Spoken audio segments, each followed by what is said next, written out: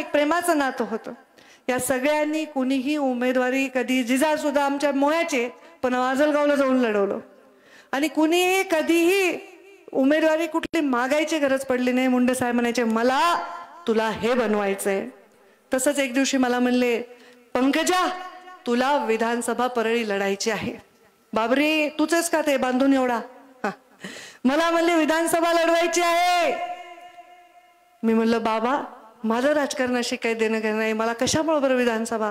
मला म्हणले टीव्ही लाव, तुझी उमेदवारी डिक्लेअर झाली ना, आता माझं नाक कापलं जाईल, तुला लढावंच लागेल. तेव्हा हे मधुकर गरजे आम्ही सगळे, तेव्हा तुम्ही काय मीच बारके होते, विजूभाऊचा शब्द लय बारके होता तुम्ही. तर तेव्हापासून मुंडे साहेबांची आज्ञा मी कधीच खाली पडू दिली नाही. त्यांच्या जाण्यानंतर त्यांना एवढ्या कष्टाने आम्ही कोणीच आमदार आमच्या बाजूनी नव्हता, कोणीच आम्हाला सरकार आमच्या बाजूनी नव्हतं, तर मुंडे साहेब निवडून आले आणि 17व्या दिवशी मुंडे साहेब आमच्यातून निघून गेले. म्हणून लोकांमध्ये प्रचंड आक्रोश होता. लोकांची इच्छा नव्हती की उमेदवारी दुसऱ्या कुणाला द्यावी आणि राष्ट्रवादीने तेव्हा जाहीर केलं तर तेव्हाच्या राष्ट्रवादीने की जर घरामध्ये उमेदवारी असेल तर आम्ही विरोधात उमेदवार देणार नाही. आणि मी जर राज्यात नसते राहिले तर भरपूर गडबड झाली असती. म्हणून मी प्रीतमताईंना उभं केलं. प्रीतमताई बिचाऱ्या डॉक्टर, कधी राजकारणाशी संबंध नाही आला, पण त्यांनी इतकं सुंदर काम केलं. बघा मी पराक्रमी आहे, आणि प्रीतमताई परिक्रमा करणार आहेत. त्या या जिल्ह्याच्या त्यांनी जेवढ्या परिक्रमा केल्या तेवढ्या मी करू शकत नाही. मी पराक्रम करू शकते.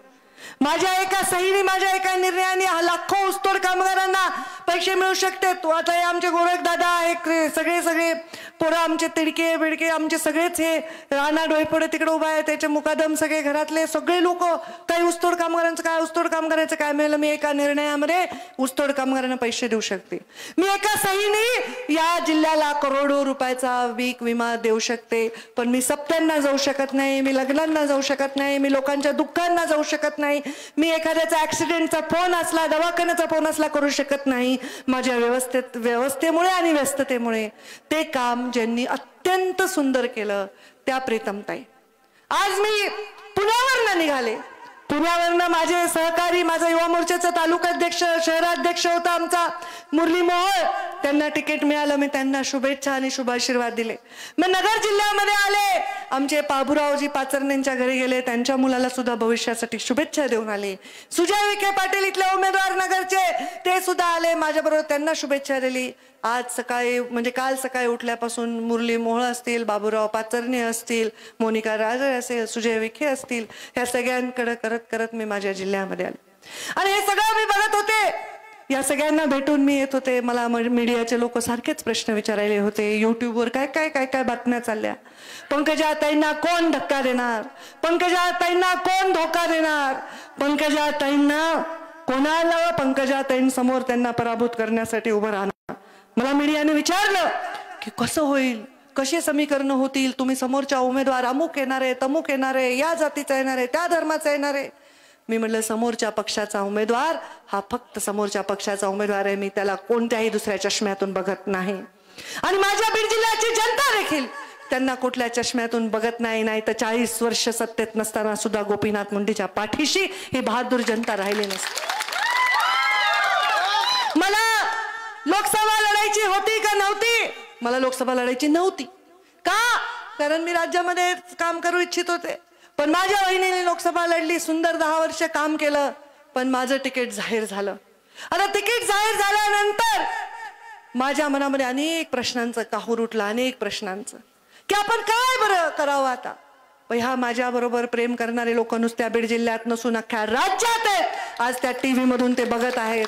त्या सगळ्या लोकांसाठी मला बुद्धीने निर्णय घ्यावा लागणार आहे आणि मी बुद्धीनेच निर्णय घेणार आहे. आणि बुद्धीने निर्णय घेताना मन काढून कुठल्या तरी कपाटात ठेवणार नाही. माझं मन सुद्धा त्या निर्णयामध्ये सहभागी असणार. हे सगळं मी करत असताना आज मी इथे जिल्ह्यामध्ये आले. मला मीडियाने विचारलं की जिल्ह्यामध्ये काय वातावरण आहे. मी एकदम छान वातावरण आहे. जिल्ह्यामध्ये मागच्या वर्षी जसं होतं त्याच्या अर्धी जसं होतं. काय नवीन घडलं रे? काय नवीन घडले? राष्ट्रवादीचे उमेदवार जसे आहेत तसेच येणार आहेत, भाजपचे उमेदवार जसे आहेत तसेच येणार आहेत. काय नवीन घडलंय? या मंचावर विराजमान एक एक माणूस हा स्वतः एक एक नेता आहे आणि यांना आमदार आणि खासदार करण्याची यांच्यामध्ये ताकद आहे. मी आमदार आणि खासदार होण्याची माझी ताकद नाही, तुमची ताकद आहे आम्हा सगळ्यांना आमदार आणि खासदार करण्याची, आम्हाला पाडण्याची. बरोबर आहे. मी जेव्हा विधानसभेमध्ये पराभूत झाले, मला असं सगळ्यांनी सांगितलं ताईंचं संपलं, आता ताईचं दुकान बंद झालं. तर विरोधकांना असं वाटत होतं ताई संपल्या संपल्या संपलं, पण संपत नसतं. कारण निवडणुकीमध्ये राजकारण करताना मतांचे गणित वेगळे असतात. पण जेव्हा आम्ही तुमच्या समोर उभी आहे नतमस्तक होऊन हात जोडून तुम्हाला एवढीच विनंती करणार आहे, सकाळी मोहोळच्या घरापासून शेवटी मोनिका राजळेंच्या घरापर्यंत कोणीही नाही विचारला तो प्रश्न बीड जिल्ह्याच्या वेशीमध्ये विचारू नका कृपा करून. त्या सगळ्यांनी मला आशीर्वाद मागितले की ताई तुमच्या आशीर्वादाने आम्ही आमदार खासदार होणार आहेत. तर मग या जिल्ह्यामध्ये मी का तुम्हाला आशीर्वाद मागू नये हक्कानी? दहसांना, अडसकरांना, राठी देशमुखांना, कुंडलिक खांडेंना का नाही मागू मी आशीर्वाद? जर या राज्यामध्ये पंकजा मुंडेच्या सभेने अनेक जण खासदार होत असतील, त्यांची आडनावं जर तुम्ही बघितली तर त्यांना का प्रश्न नाही विचारला जात जो पंकजा मुंडेला विचारला जातो, गोपीनाथ मुंडेंना विचारला जातो. माझ्या जिल्ह्याची माती जेव्हा मी डोक्याला लावते त्या मातीच्या प्रत्येक कणात अनेक धर्मानी जातीचे लोक असतात. पण जेव्हा निवडणूक येते तेव्हा सारखं मला का वाटतं की माझ्या जातीवर बोट ठेवलं जाते, माझ्या कामातीवर नाही ठेवलं जातं, माझ्या काम करण्याच्या नीतीवर बोट ठेवलं जात नाही असं मला का वाटावं? या सगळ्यांना पुन्हा निवडणुका लढायच्या आहेत. आपल्या प्रत्येकाला गावात जायचंय, लोकशाहीने निर्णय घ्यायचा आहे. मी बघा माझं राजकारण इथे सगळ्या समाजाचे बांधव आहेत. माझ्या राजकारणात मी कधी अभद्र भाषा बोलली नाही, कधी जातीभेद केला नाही. आष्टी मतदारसंघामध्ये मागच्या वेळी दसांना दोंडे साहेब आम्ही प्रचार करत होतो तेव्हा प्रत्येक गावात मी लोकांना उभं केलंय. सांगा बरं तुमच्या गावात किती समाज आहे, कोणते समाज आहेत? सांगा बरं पंकजा मुंडेला किती मतं मिळलेत? मायनस मध्ये असणाऱ्या गावांना सुद्धा करोडो रुपयाचा मी निधी दिलाय. कारण मी सत्तेत येते तेव्हा एक माऊली सत्तेत येते, मी कोणत्या नेत्याची सावली नाही, मी तुमच्या सगळ्या जाती धर्माच्या लोकांची माऊली आहे. आणि म्हणून मी तुम्हाला हक्काने मतदान मागणार आहे. आणि निर्णय आहेच, लोकांवर अन्याय झालाच आहे, लोकांच्या मागण्या योग्यच आहेत. मराठा बांधवांचा आक्रोश 100% योग्य आहे आणि त्याच्याबद्दल माझी भूमिका, माझ्या गोपीनाथ मुंडे माझा नेता, माझा पिता, माझा देवता, त्यांनी भगवान गणावरून सांगितली होती की मराठा समाजाला आरक्षण दिलं नाही आतापर्यंत कोणी, गोपीनाथ मुंडे सत्तेत आल्यावर ते दिल्याशिवाय राहणार नाही. कदाचित कदाचित कदाचित हा शब्द माझ्या माध्यमातून पूर्ण होणार असेल. बांधवांनो, कुठल्याही अपप्रचाराला बळी पडू नका. ओबीसींचं संरक्षण करताना मराठा समाजाच्या अधिकाराचं, त्यांच्या भविष्याचं रक्षण करण्याचं कर्तव्य माझं आहे. हिंदू धर्मात जन्म घेऊन सुद्धा माझ्या मुसलमान बांधवांच्या अश्रुपुंजाचा धर्म माझा आहे. या बहुजनाच्या ओबीसीच्या सर्व जाती, मग तो पिवळा असेल, धनगर समाजाचं पिवळं वादळ असेल, मग ते मला बलुतेदार असतील, मग ते माळी समाज असेल, या सगळ्यांच्या भवितव्याचं कर्तव्य हे माझं आणि माझ्याबरोबर मंचावर बसणाऱ्या लोकांचं आहे.